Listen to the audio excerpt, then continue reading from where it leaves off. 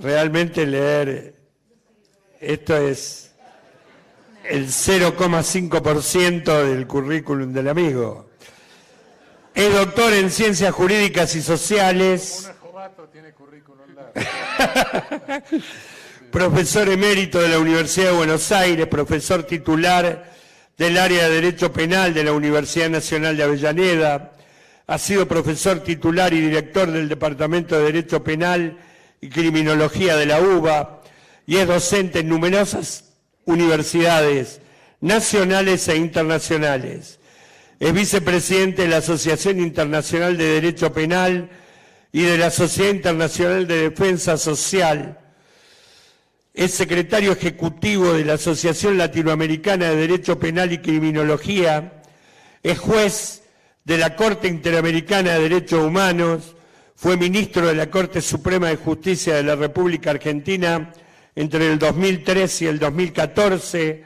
Fue director general del Instituto Latinoamericano de las Naciones Unidas para la Prevención del Delito y el Tratamiento del Delincuente.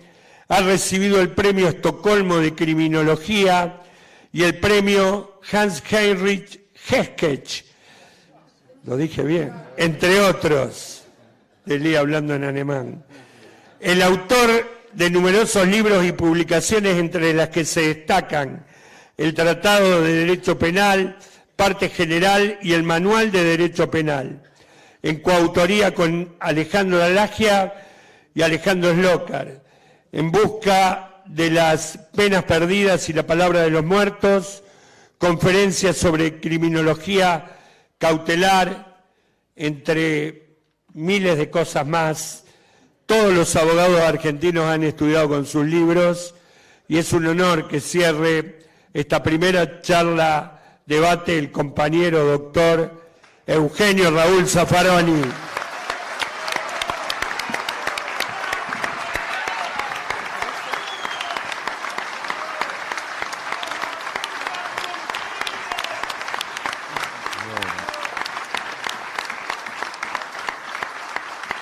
Compañeras, compañeros, ante todo, muchísimas gracias por la presencia, muchísimas gracias por este aplauso que no sé si merezco, y Luis, muchísimas gracias por esta invitación. Bueno, las cosas que se desarrollan bien no siempre terminan bien, ¿no? De modo que no. Y hablar al último tiene la ventaja, la enorme ventaja de que ya casi todo está dicho. No voy a insistir en cosas que tendríamos que reiterar. Agradezco también, porque estas ocasiones a uno le hacen hacer un poco de catarsis, ¿no? Pero la pregunta, bueno, estamos ante un segundo Plan Cóndor, Operación Cóndor. Si alguna vez escribí el artículo que Rosansky citaba, pero sí, la pregunta es afirmativa, pero en un sentido es metafórica, porque no nos confundamos épocas ni fenómenos. Realmente, sí es cierto lo que decía la compañera, nosotros estamos viviendo un proceso de colonialismo, pero cuidado, que lo venimos viviendo de siempre, ojo. Es decir, fuimos pasando distintas etapas, porque por el colonialismo también se fue dando de distintas maneras planetarias, ¿no? Obviamente, bueno, superamos el colonialismo originario, ibérico, sí, ese se terminó, pero a poco andar, qué sé yo, a Moreno le agarró una extraña intoxicación en el barco, a Sucre le pegaron unos balazos, a Monteagudo le dieron unas puñaladas por Lima, Bolívar se lo llevó la tuberculosis un rato antes que terminen de matarlo, antes lo había salvado la mujer, y San Martín prudentemente dijo yo, no voy. Aprendamos los argentinos, el que se va sirve, momento. Bueno. Ahí se termina una etapa de colonialismo, pero empieza otra, empieza la etapa del neocolonialismo.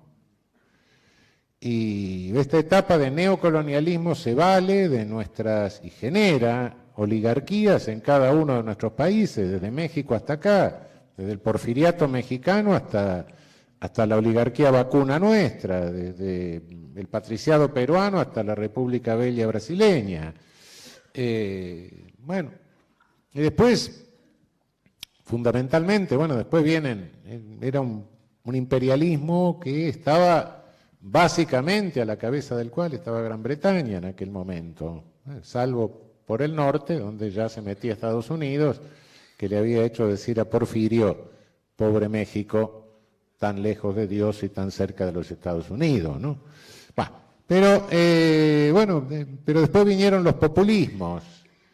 Y aclaro que populismo para mí no tiene ningún contenido peyorativo. Yo soy populista y me confieso populista. Y por otra parte lo digo claramente.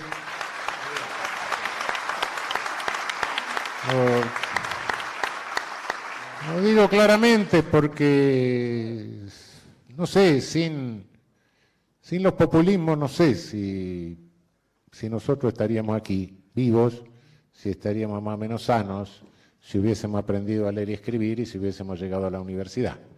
Eso se lo tenemos que agradecer a los populismos, por supuesto. Y creo que, en definitiva, el balance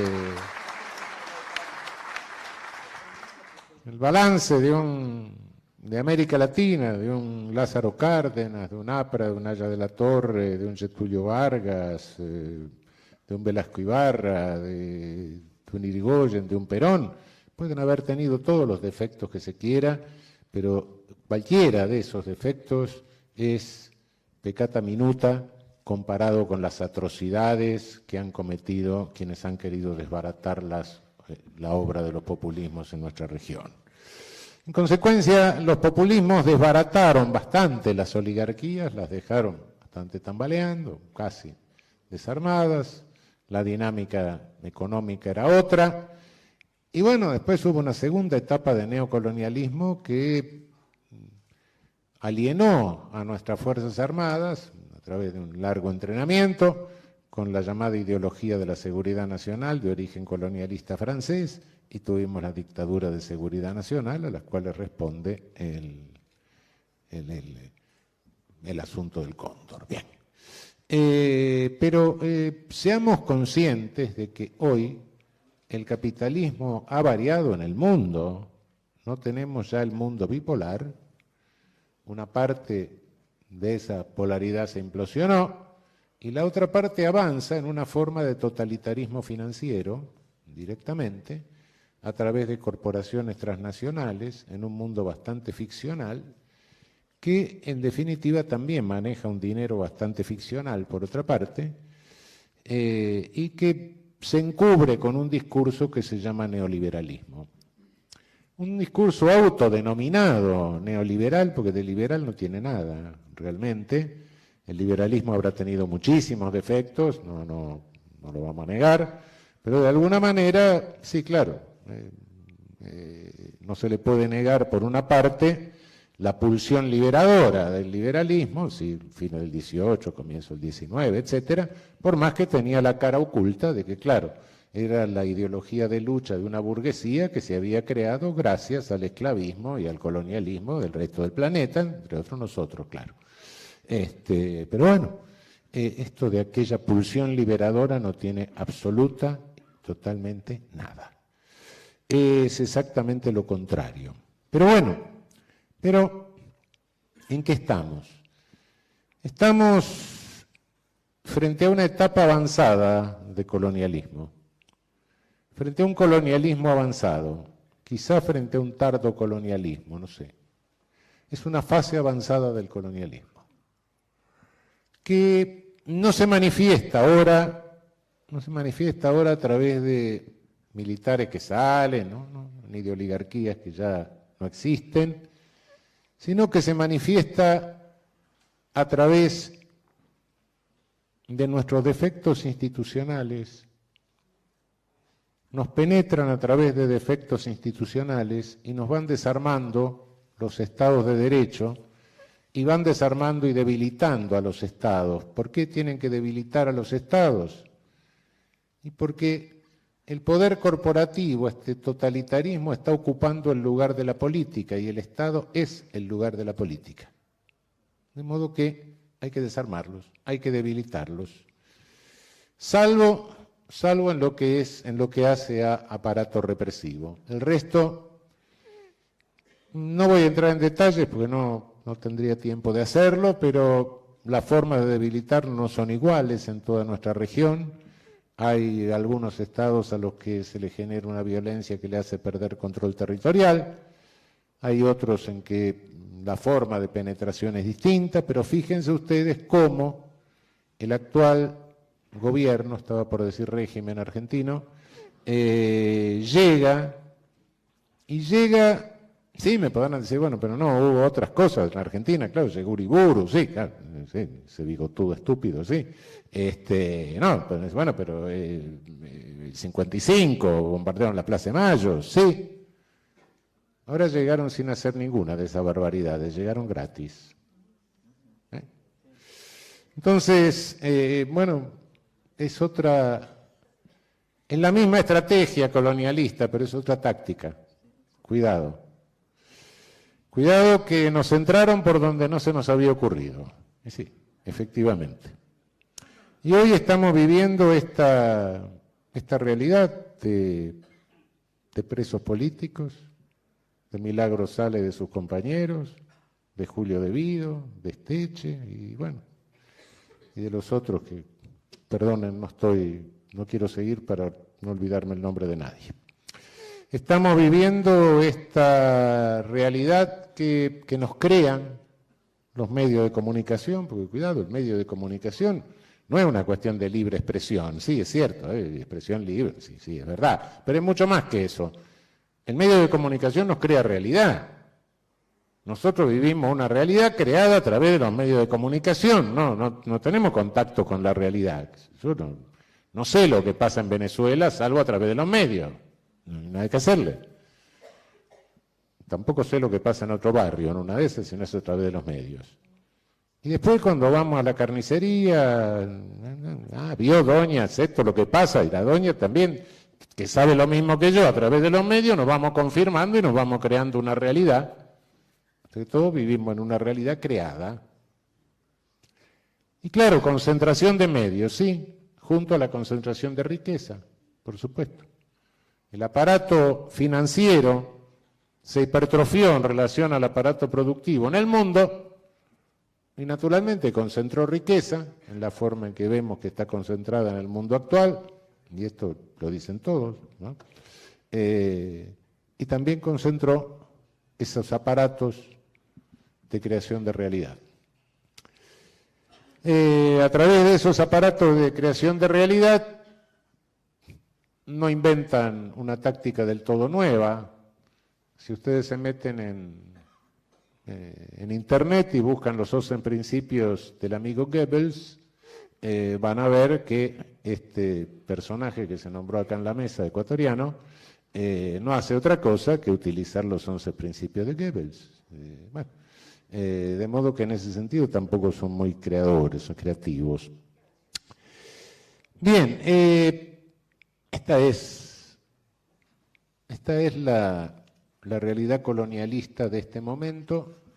En nuestro país, en gran parte en la región, se habló acá de la verdad no importa. Bueno, hay un viejo teorema de Thomas en sociología que dice, poco importa que algo sea verdadero o falso, basta que se lo dé por verdadero para que produzca efectos reales. Y efectivamente, no importa si los marcianos llegaron o no llegaron. Unos cuantos creyeron que llegaron los marcianos y se suicidaron. Bueno, está bien, no importa. Hoy llegaron los marcianos, sí. Tenemos los marcianos. Bueno, la verdad sea dicha así, ¿no? Tenemos los marcianos, tenemos los gorilas, tenemos los animalitos, tenemos en los billetes, claro. Por eso nos enternecen con los animalitos en los billetes mientras arrasan los bosques de Salta, pero no importa. En fin.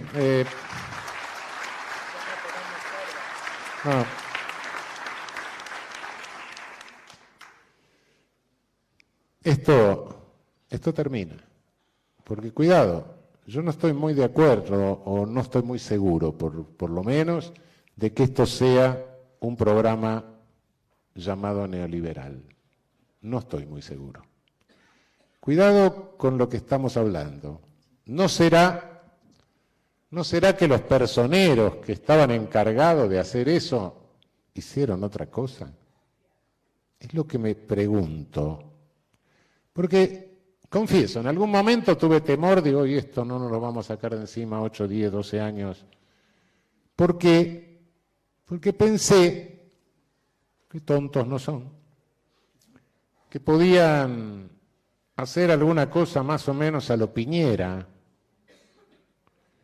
que pudieran cuidar la gallinita y, por supuesto, robarse los huevos. Pero no, estos bestias mataron la gallina y los huevos de oro, la destriparon. Es decir, yo no sé si esto responde a una política económica, porque no puede llamarse política económica darle a cada uno de los que convergen en los intereses hegemónicos lo que pide, porque eso más que política es un caos. Y estamos viendo el caos a un ritmo aceleradísimo, como nunca en nuestra historia se endeudó el país. Llegó un momento dado en que se terminó el crédito. Prueba de eso es que tuvieron que acudir al Fondo Monetario. ¿Le tirará las monedas que dice que le va a tirar? 15.000 millones, puede ser.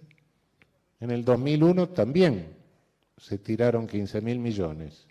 El capital golondrina dijo, acá esto no va más, se compró los dólares y se los llevó. Nos quedamos sin dólares. Tengo mucho miedo a ese final y al colapso final. Me da un enorme temor.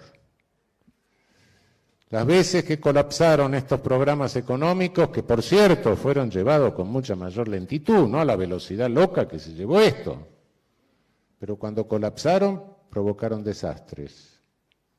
La guerra de Malvinas para disimular, los muertos de Plaza de Mayo en el 2001. Me da muchísimo temor eso y muchísima preocupación.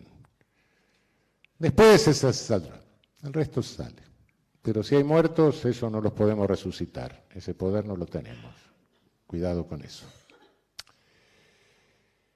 Creo que estamos viviendo un momento de resistencia.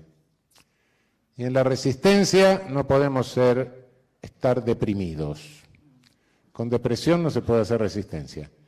Pero la resistencia tiene algunas ventajas que la comodidad del oficialismo no provee. El oficialismo achancha, la resistencia es más creativa. Vamos tomando claramente en la región conciencia de varias cosas.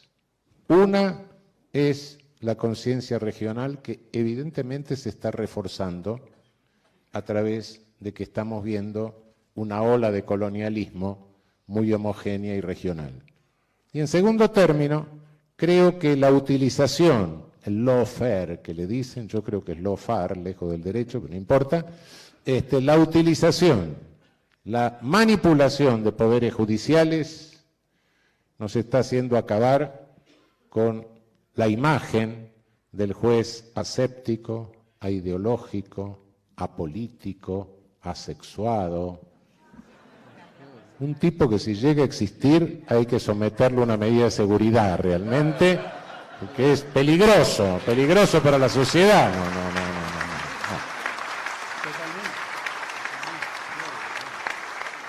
Compañeras, compañeros, esto pasa. Lo que necesitamos es pensar qué viene después. ¿Qué vamos a hacer? Y para superar esto necesitamos pensar en un nuevo Estado, en un nuevo modelo de Estado, porque no podemos transitar este mundo complicado. No podemos estar transitando con ola de 20 metros y nosotros con una lancha agujereada abajo. No. Sí, está bien, ya sé que hacen hacer esas cosas en el Atlántico Sur y por eso nos desaparecen, bueno, claro, submarino, pesquero, todo, sí. No, bueno, estamos más o menos como eso. Obviamente estamos necesitando una nave a las alturas de las circunstancias y de los peligros de este mundo. Estamos necesitando una lancha acorazada, un nuevo modelo de Estado. Pensar un nuevo modelo de Estado es una tarea de todos. Cuando Barcesat hace un momento decía una nueva constitución, sí, necesitamos una nueva constitución, sí.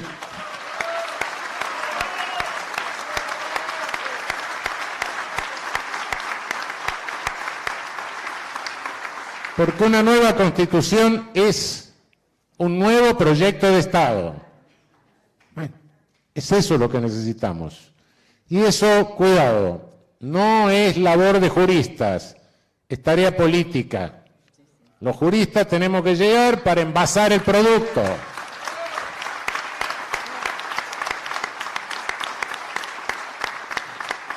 Pero esta es tarea que tenemos que pensar entre todos. Se puede pensar, bueno, es lejana. No. Es una tarea que ahora que estamos en la resistencia es cuando tenemos que pensarla. Después llegará el momento en que se abre el espacio político para realizarla. Pero sentémonos a pensar seriamente entre todos en el modelo de Estado que necesitamos para superar esta etapa colonialista y para superar, en definitiva, el fenómeno del colonialismo. Cuidado que el primer derecho humano por el que lucharon nuestros próceres fue el derecho humano al desarrollo, porque sin independencia no hay desarrollo. Y el subdesarrollo es criminal. Piensen ustedes lo que nos está costando en vidas humanas el subdesarrollo. Piensen la violencia de México y de varios países que no detallo en este momento. Piensen en los muertos por falta de campañas sanitarias. Piensen en los muertos por selectividad en la atención de la salud, sobre todo viejos y niños. Piensen en los muertos por inseguridad laboral. Piensen en los muertos por inadecuación de nuestros caminos a los vehículos que tenemos. Todas esas son víctimas del subdesarrollo. Y eso es un genocidio por goteo, producto del colonialismo. Pensemos cómo superar todo eso de una buena vez. Gracias.